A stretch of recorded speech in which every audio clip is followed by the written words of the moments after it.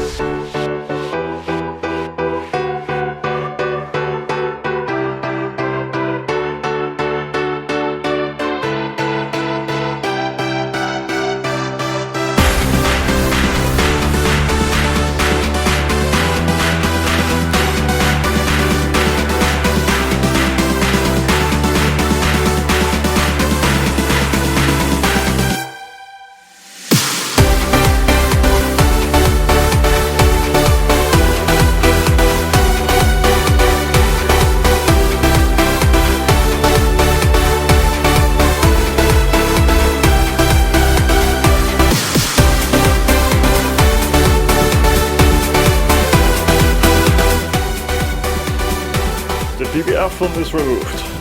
It's not easy, but it's done. Thanks for watching. See you next time.